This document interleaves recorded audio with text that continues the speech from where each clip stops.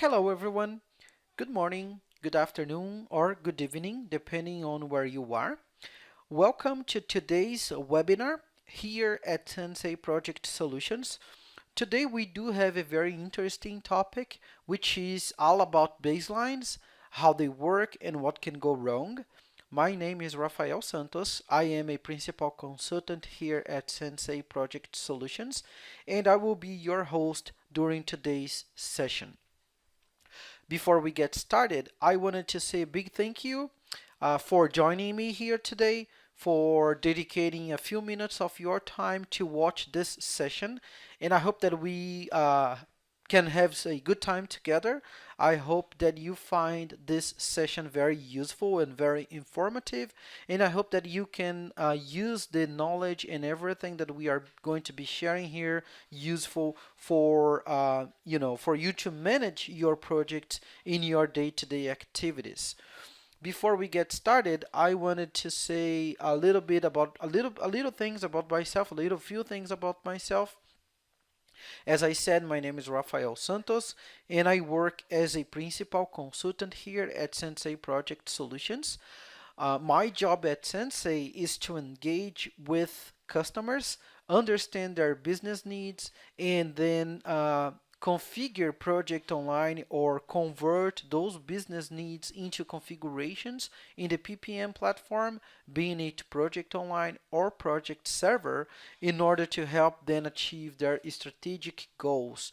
So as a member of the delivery team, I am also responsible for, delivering trainings when needed. I am also delivering work sessions such as this that we are having, webinars, webcasts, and also live presentations when time permits. So it's a pleasure to be here with you today. I am a project MVP since 2016, and this is something I am very proud of because there are only 28 project MVPs in the entire world, and here at Sensei we have two of them.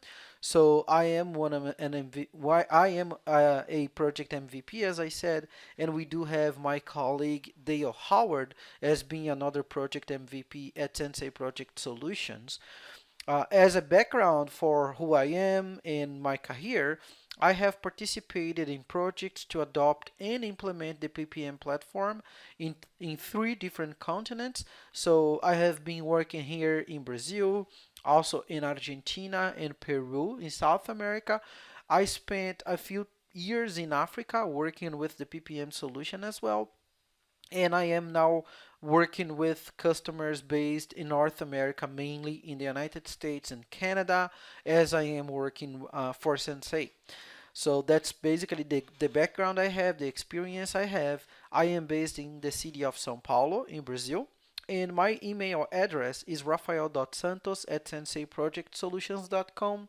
So please take a note of my email. And then if you need to reach out to me, if there is anything I can do for, provide you some more help and some more information, I will be more than happy to do so.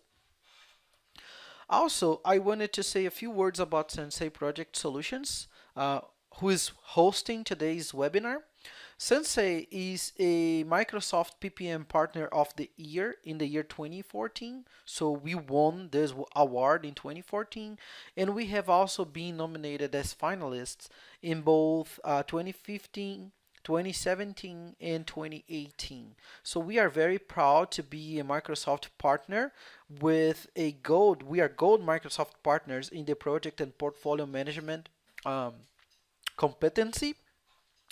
We have more than 500 PPM deployments. We have more than 5,000 users trained, being then project managers or resource managers or portfolio managers, team members, as well as project online and project server administrators. Here at Sensei, we help organizations achieve strategic goals through work and project management best practices, through the adoption or with the utilization of Microsoft technology.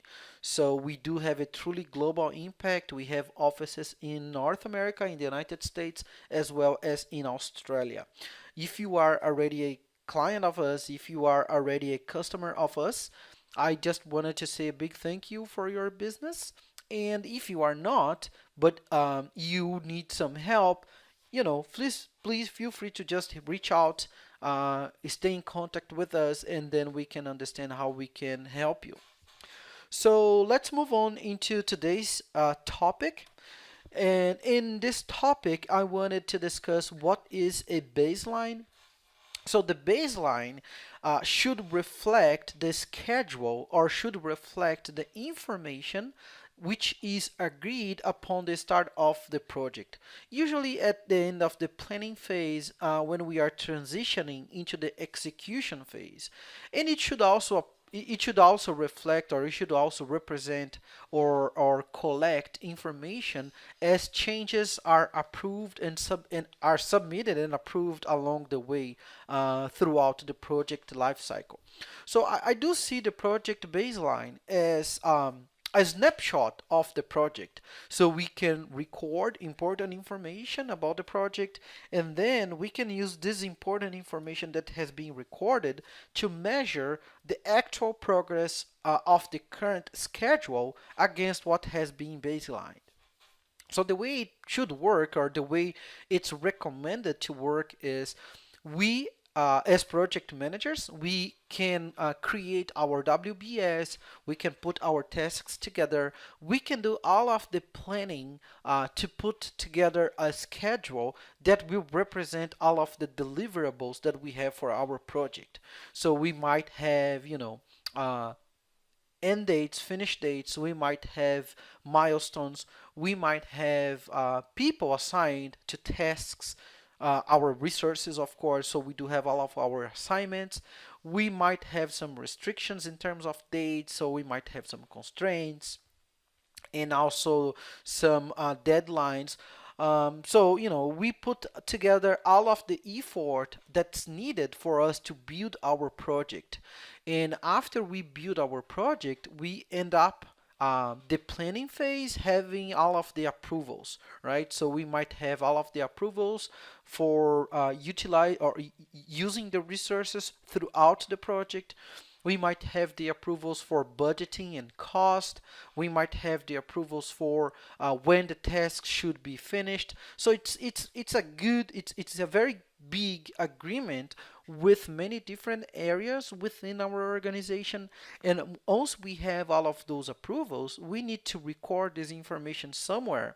So then when we get started working in our project, when we get started doing our project, we have how to track this information. We have how to see what has been planned and what is under execution. So then it's easier for us, or it's easy for us to identify variances, to identify discrepancies, to identify things that are not running as we would expect.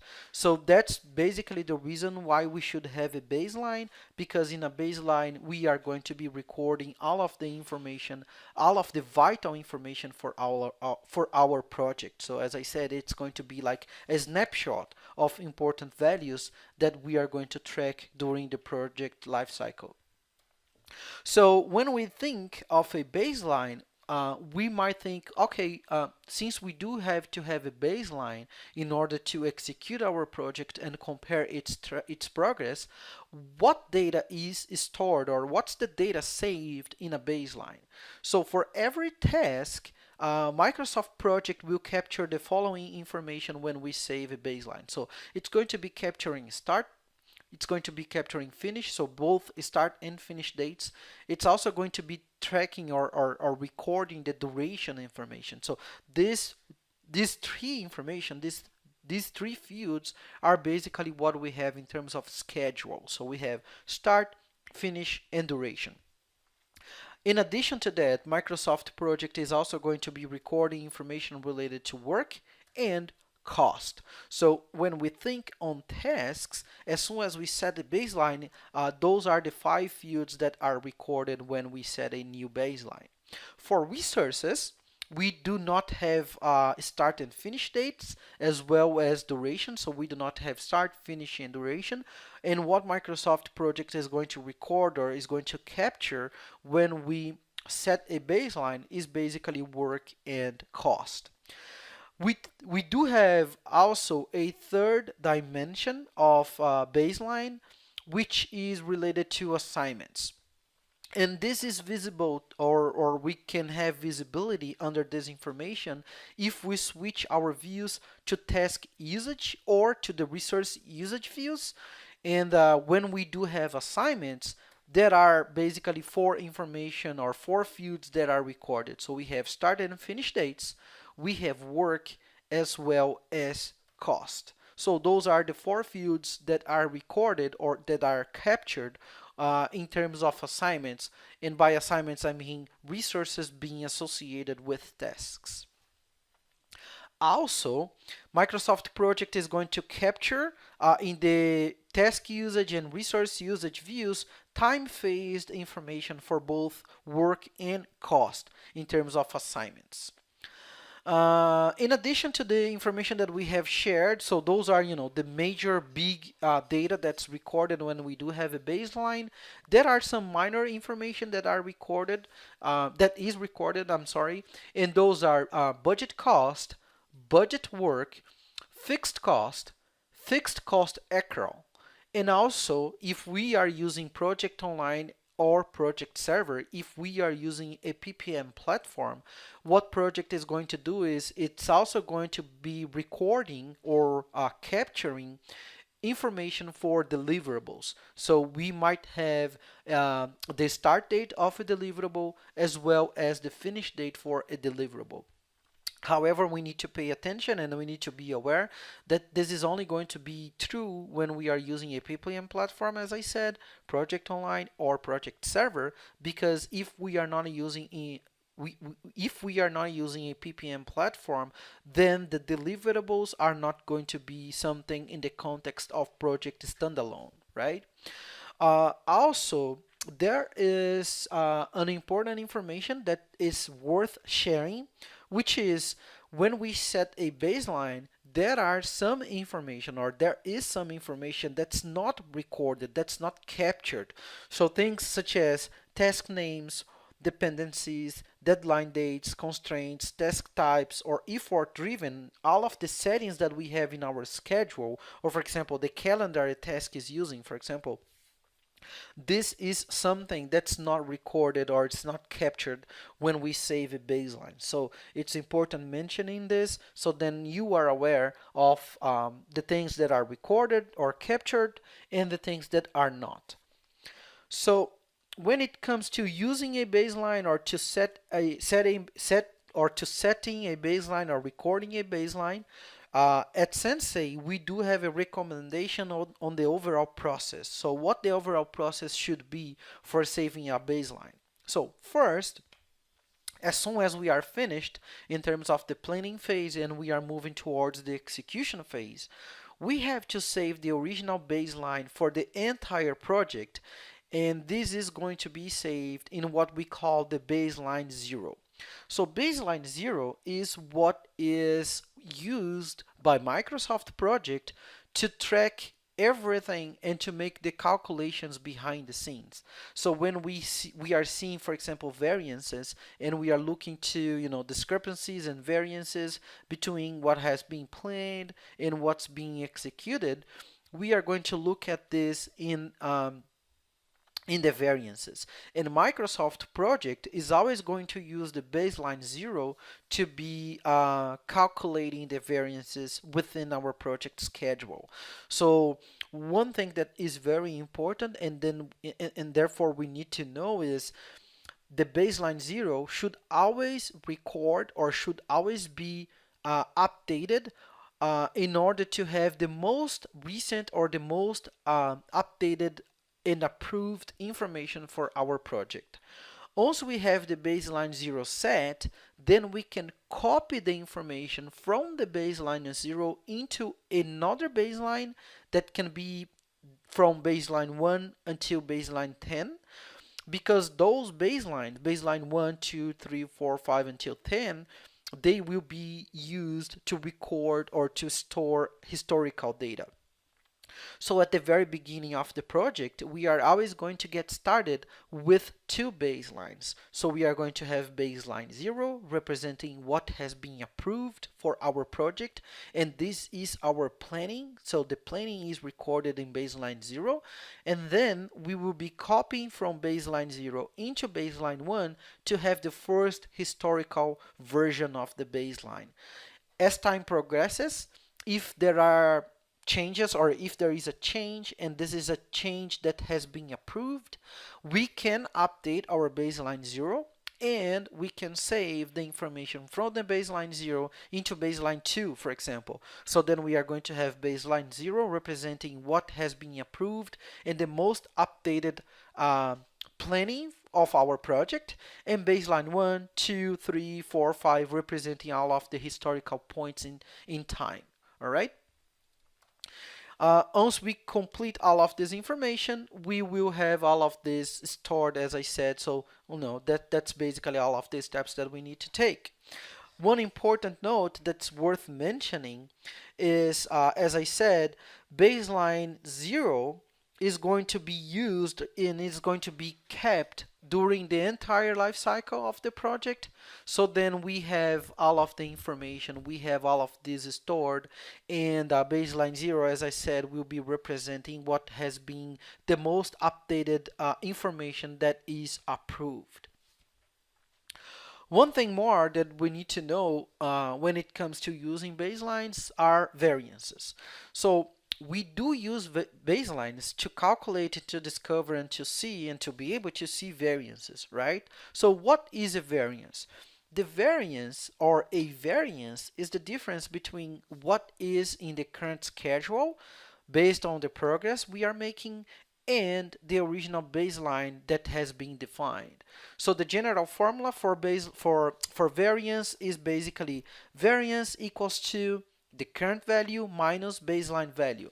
So if I give you an example, let's say that we are talking about work. So I wanted to see, or I wish I could see, what's the variance in terms of work for the tasks and also for the project. So how does Microsoft Project calculate the variance?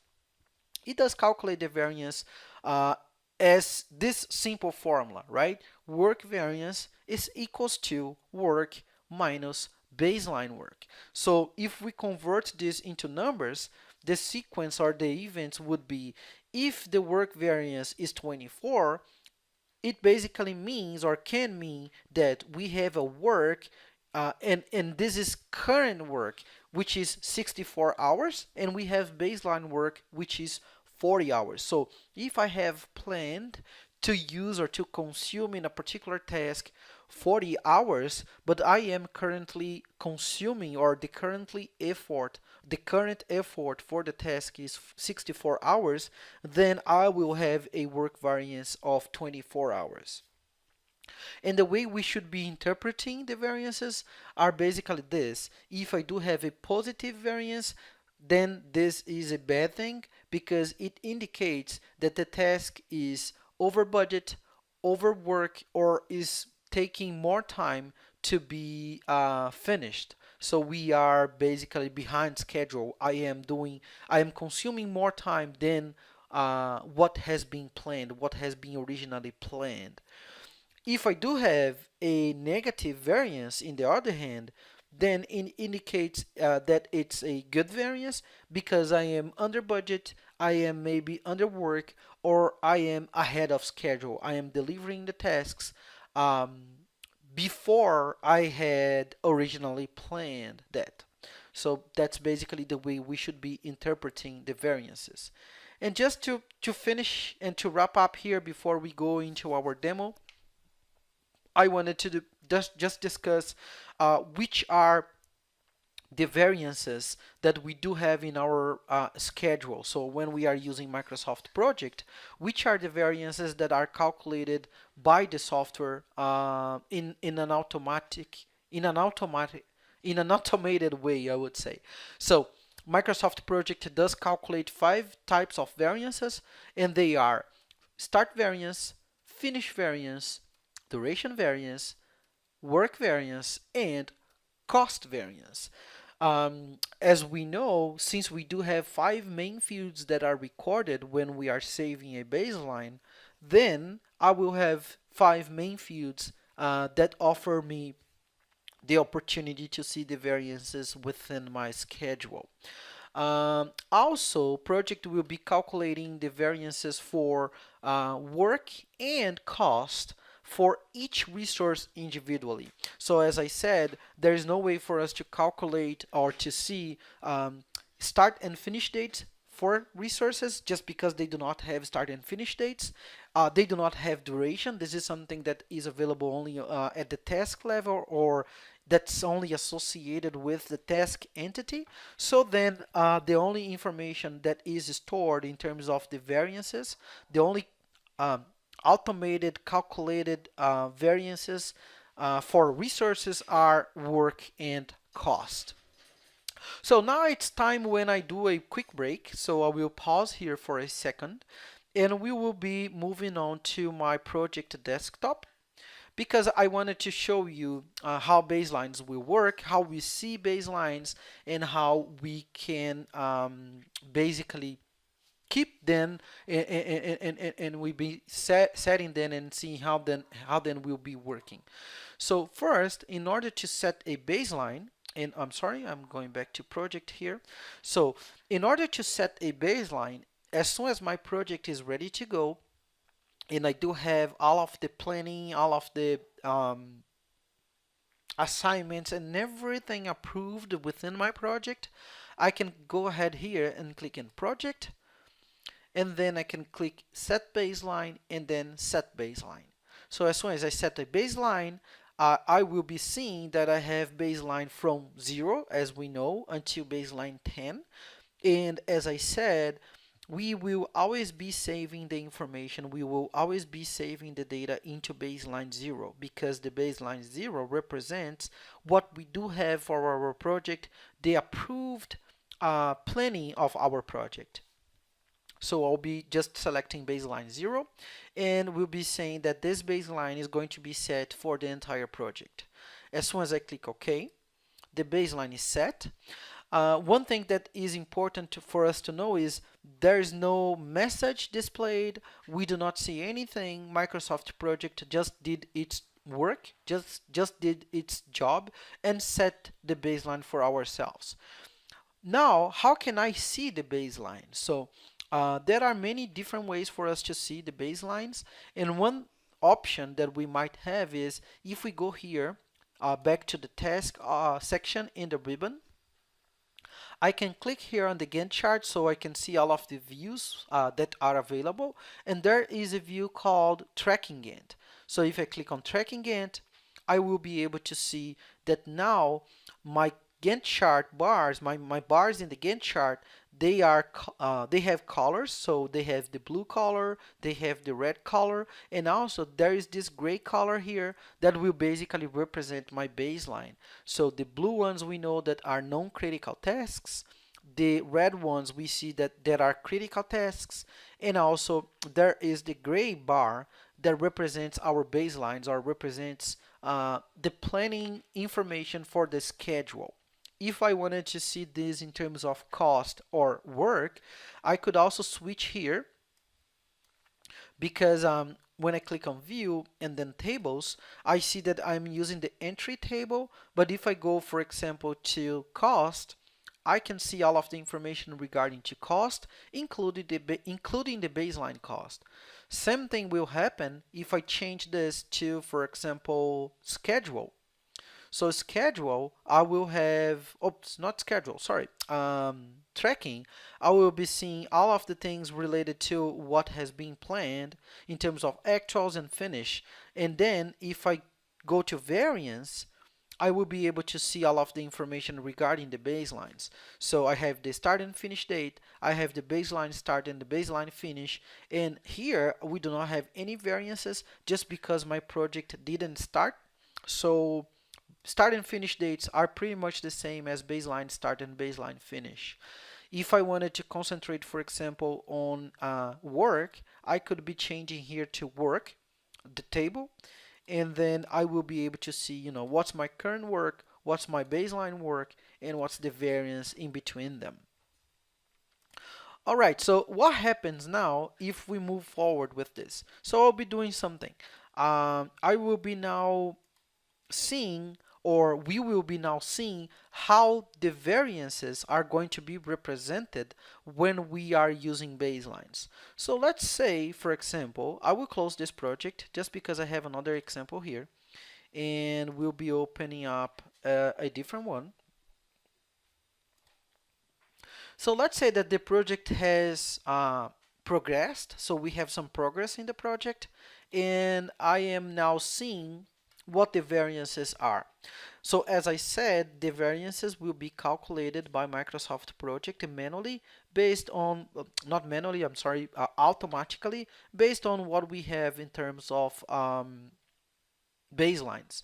So here, as we are seeing, my project has progressed a little bit, but I wanted to see, what we did wrong, what we did right, what the variances are, and understand how this is all playing. So what we can do is we can still navigate to, for example, the tracking Gantt. And when we do navigate to the tracking Gantt, we are going to see the discrepancies in terms of dates. And we are going to be easily seeing how the tasks happened and how they were supposed to happen based on the baseline. Remember that the baseline is represented through the gray bar in the Gantt chart, and the blue bars are basically representing what happened in fact. So we can see that there are, some discrepancies and some variances in here. If we wanted to see what the variances are or what the size of the variances are, we could easily switch our table, and we could change our table from the entry table into the variance table. So then we would be able to see what the start and finish dates are in terms of current start and finish dates, what the baseline start and baseline finish were, and also we can see if there is a variance in the start date and if there is a variance in the finish date. So as we can see here, the first task of our schedule, which is receive notice to proceed and sign contract, should be finished in 14th of August 2019, and it has only been finished on, oh sorry, it's the other way. So it should be finished on the 7th of August 2019, but it has been finished on 14th of August 2019. So we have a variance of 5 days in here, and then, there are some other variances in our tasks, which is leading us to 20 days total variance for the entire project. Also, if I wanted to see, what this means in terms of cost or work, I could be just switching the tables in here and going to work variance. So we can see that we have planned 8,313 hours. This is the total work planned, but we are now under 8,691 hours in terms of actual work. In terms of not actual work, sorry, current work, and this gives us a variance of 377 hours in our schedule.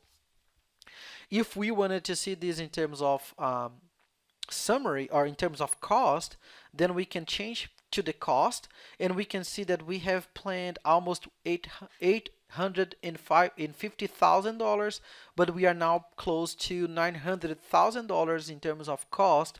So we have a variance of $52,000 in here. So it's pretty straightforward. Microsoft Project will basically grant us with this information right away as soon as we move forward. So that's pretty awesome because we do have all of this calculation being done by the software automatically based on what we have in terms of baseline. So it's basically comparing what's happening against what has been planned in the baseline, and then we have all our results. So let me close this project out, and I will just go back to our presentation in here. And I wanted to go back to our presentation because we are just getting close to the end of this section, and this session, I'm sorry, and wanted to do, okay, this has been done, and just for us to wrap up, this session, this webinar, the title for this webinar is what can be going wrong or what can go wrong when we use baseline. So what can go wrong is if you delete tasks that have been baselined. So please, please, please do not delete, never delete baseline data. And the reason is if we save our project and we determine our baselines and we are progressing with the project, and then there are tasks that have been baselined but are not going to be needed, so are no longer being needed within the project just because they are not going to be done at all, we should not delete them. Because if we delete a task, this is going to basically destroy our schedule in terms of baseline data. And what's going to happen? Basically, what's going to happen is if we delete baseline tasks, this will then cause a positive variance in our project, and we will have no way to explain why this is happening or why there is positive variance. So the best approach or the recommended approach here would be if we do have tasks that have been baselined but are not going to happen, the right thing to do is not to cancel the tasks or delete the tasks, but is instead cancel the tasks by using the inactivate button. So when we do use the inactivate button, the data will be preserved for the baselines, and this will still cause positive variance into the schedule, but we will be able to see and understand why this is happening and where the discrepancies are. So it's going to be basically easy for us to identify the variances and really make sense of them and understand why they are happening, right?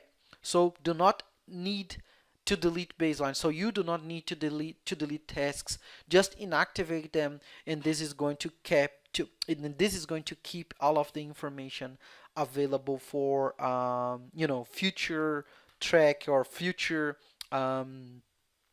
analysis. All right, everybody.